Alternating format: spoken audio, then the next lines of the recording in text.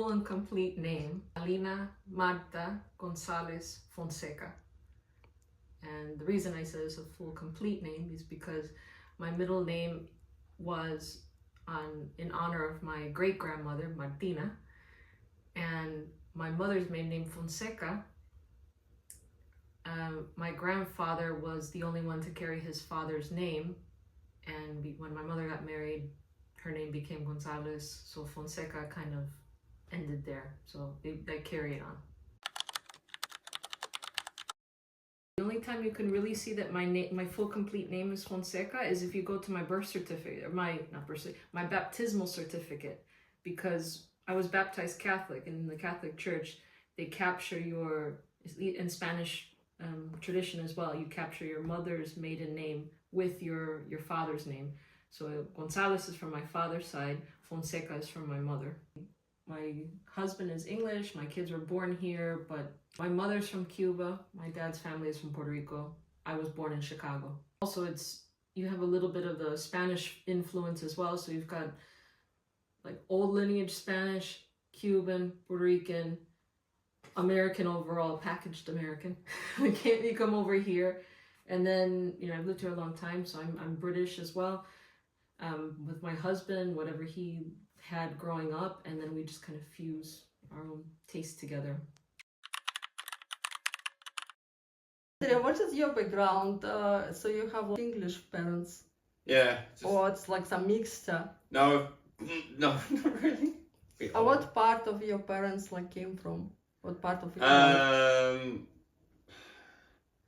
So we're born in kind of London. Some come from the south west, and then some family comes from northeast, but all predominantly in England, really. Nothing. But your grandmother did that whole lineage thing. Was it her who did it, or was it Honor? I can't remember that. Yeah. When I said he was English, they were expecting blonde. No. No. I am quite English through and through. It feels a bit weird. I don't know.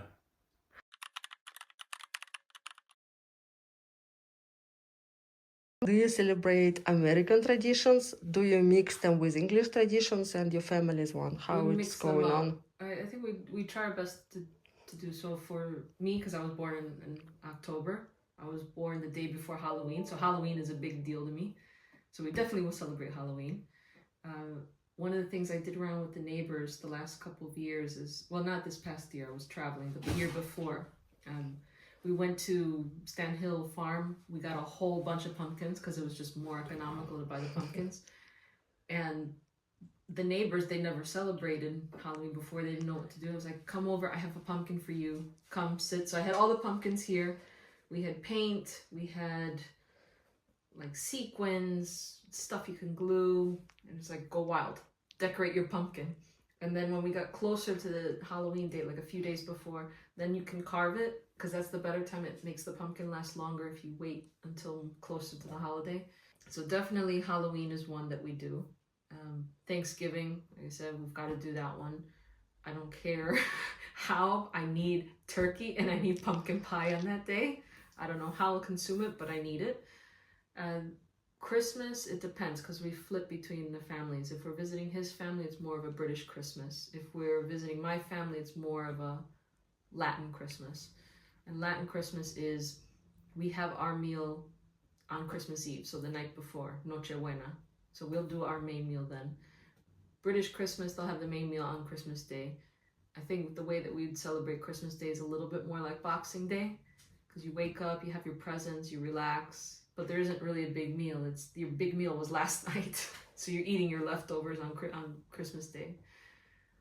Mother's Day is different for us because our Mother's Day is in May, and in the UK, the date shifts, it moves around. So I look at it as it's more the day that we celebrate the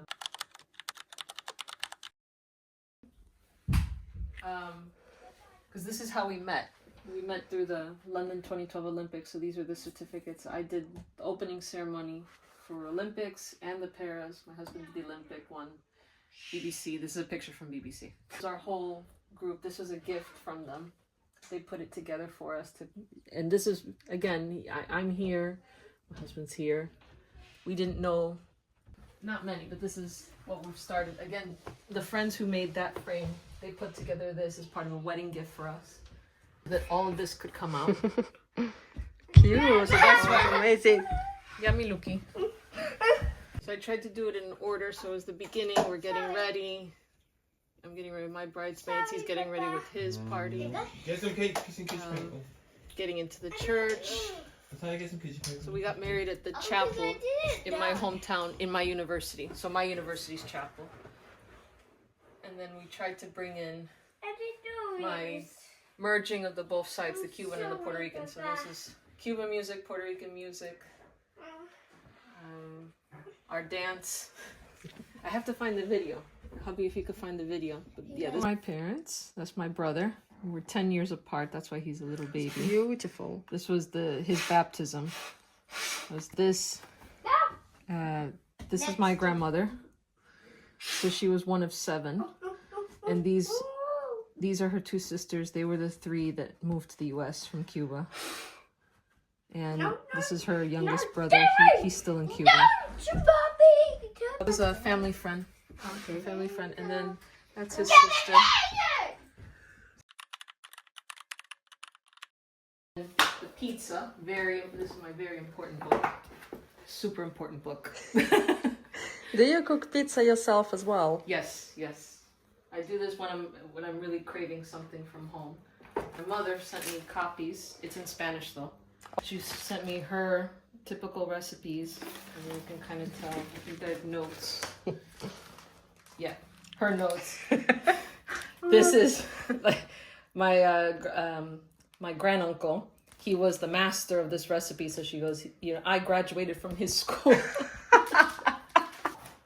This is the things I've collected over time, because so when I was pregnant with my daughter on maternity leave, the local council, we were living in South London at the time. We were living in Southwark. They did a program to help people learn some basic cooking skills, so I still have that. I learned how to make tzatziki. I'm never buying tzatziki from the store again, just because it's so much better when it's fresh. This author, she went to Cuba, so she drew. I thought the pictures were pretty. So you it can tell inspires you. Well, it's not so much the inspiration as it is, there's certain recipes, and for the life of me, I can't tell you what the names were, because it's just something that I remember my grandparents doing. And then I asked my mother, okay, what do you call that thing that abuela used to make, or that, what was it?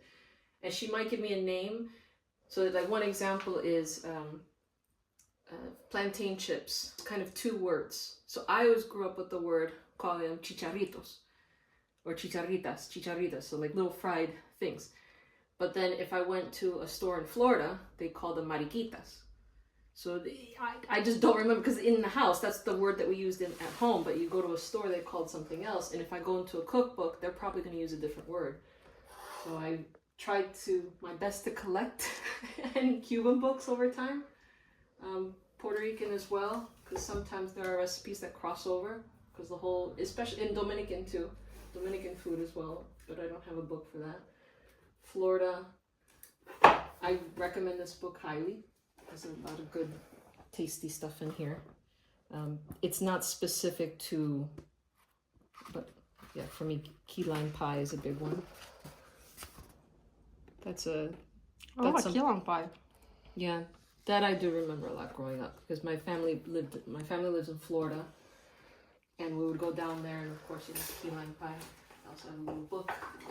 We stopped at a famous key lime pie shop. Shows you something. One common question I get a lot is like, oh, you're Latin, you like spicy food. No. I'm from the islands. We didn't do spices, we did sugar. So, mojito, that's sugar. You have the rum, you have the sugar added into the drink. Naturally, because in the industry, sugar cane. It's definitely, there's going to be American parts. Like, I do love a good cheeseburger. I have to have pizza. Pizza is a staple of my diet. And just sometimes, like when you need, like you were talking about meat and with the garlic. Yeah, if I have steak or something, I do want a little bit of that flavor. Like I'll season it that way. I'll season it with garlic. I'll season it with lemon. I'll season it with. Well, we don't have sour oranges here, but you can kind of mix it by doing a blend between lemon and orange to get the right balance. I was just saying, like when I first came to the UK and I landed on a Tuesday. On Saturday morning, I went to a market, and when I went into the shop, I just was looking at the products, and I was just trying to figure, the products are either in English or in a different language, but I could recognize some of it. So the guava paste, it was in Portuguese, but it was from Brazil, but it's guava paste, so it works. So for me, that was. Yeah, I may not recognize the brand because that's not what I grew up with as the brand, but that's what I need, and I feel more at home. Like sometimes if it's a pop-up shop and it's Brazilian food, they use black beans, they eat rice. That's a staple that I grew up with. They may prepare it slightly differently, but the taste is there. It's just a different variation of it. So I find it welcoming, I think, to find those ingredients maybe within another culture, and then I can still get them and I can still make my own stuff out of it. Maybe it's also important is that I grew up in a house where my mother's Cuban, my dad's Puerto Rican. My mother's the first generation, so even when she came to the US, she had to figure out, her home, her own place of being around other cultures. And she married my dad, who's someone outside of her culture. So, I mean, very, very similar. I mean, the islands are not that far away, but it's still someone that was outside of her culture that she married. And they find some similarities there. And when I was growing up, you had a lot of Mexican families around, you had a lot of Puerto Rican families around. And I feel like I actually cook more Mexican than I cook Cuban. And I'm very picky about that. Like I show the kids, like, this is how you eat a taco, this is how you assemble a taco. But tacos didn't come from my culture, but I grew up around these families who kind of instilled that expectation. This is how it should be prepared, this is how it should taste. So yeah, that's something I kind of miss, is like really good Mexican food. It's getting better in the UK, but it's definitely gotten better in the last 10 years. There's more options. That was a snack that my dad would eat a lot. But I don't know if it's a habit I picked up from him, but he would always get some apples. And then, of course, coming into Kent, there's so many varieties of apples, so that was my snack. In fact, as I'm thinking about it, I think yeah, Brazilians, I think they kind of do the soupy black beans, but they mix it with other things like bits of pork and what do they call it, like pounded yam or something to have like a crispy bit on top. But then, yeah, and they mix it with the rice, so they pour it with the rice. So Cubans is that, but probably less of the other ingredients. Still good, all still good. It's a heavy carb meal. It was meant for people to keep on working. That's why it's always served at every meal. It's rice, black beans, plantain served in some way, and your meat. That's your basic dish. This one I bought in the UK. This one, it merges recipes from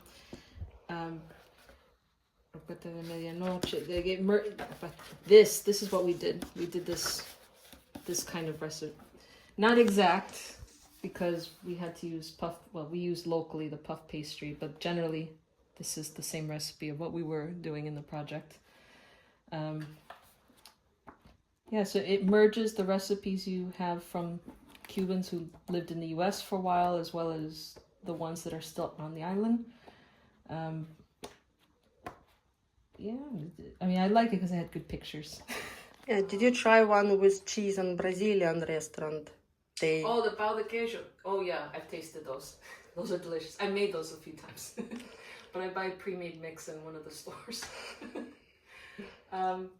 But yeah, Brazilian food, it was one of the things that made me happy about doing the project, because we were also going to try to incorporate a Brazilian influence. And the chef said, you know, I'm thinking about those pastries. It had guayaba and it had cheese.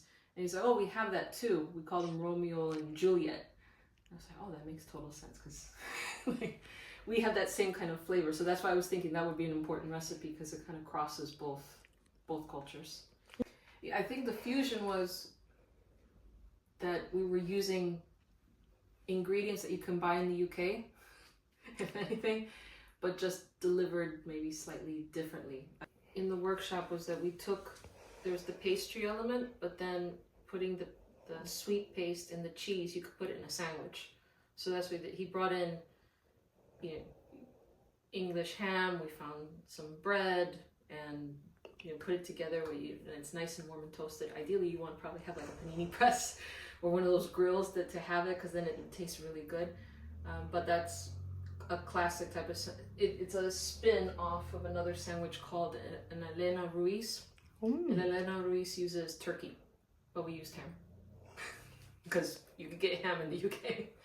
I mean, I tend to do that sometimes, especially around Thanksgiving. I think that was probably my thinking about it was, so the American aspect is, it's Thanksgiving, you have this huge meal, you have a bunch of leftover turkey, pretty much the same thing I think you get at a British Christmas the next day, and on Boxing Day you have leftover turkey to eat. But for me, the day after Thanksgiving, I have this leftover turkey. I'll get some good sturdy bread, I'll put cheese on top, and then I'll put some slices of the guayaba paste to, you know, smash it down, make it warm, and then that's my sandwich. That's my morning after sandwich. This is more the Cuban style seasoning, so that's from Trader Joe's. I don't know what we'd call the equivalent. You have to go to your local shop, like your local. Like which one? Foods. Like Brazilian, African? No, well, there's some shops in Dartford, like off the main Central Street. There's some like World Foods. I don't know really how to classify them, because they're like, it's a mix of European, a mix of Mediterranean, and African shops and Indian shops. But that's the main thing, is like, you have to think, if this cuisine has that ingredient, go to that shop, you'll find it. I know you can get this brand in the UK. I have seen it. I think oregano is important. I got this one from Greece, but that's an important spice to have. Which one you like to use quite a lot, or it's bring you like taste of home? Garlic. Garlic. You're closer to my region. Garlic is a good hit. You need garlic. You need citrus. That is kind of the basis of the spice. You need some garlic, some citrus, maybe a little black pepper. So something. Well, this you can get in the UK. Smoked paprika. Smoked paprika. Do you like smoked paprika or sweet one, or you mix them? Either or. Probably more smoked than anything, just because I tasted a little bit more. But I like putting it on like scrambled eggs. I do recommend, if you can get it, Mexican vanilla. It tastes really good when you put it in cakes. Are you hard from kids? I gotta get my Costco syrup. How is kids feels like if they would find syrup, they will be okay? It's like, Mom, can we eat? Well, when I'm making pancakes, they know that it's there. They expect the syrup to be nearby. I like My way.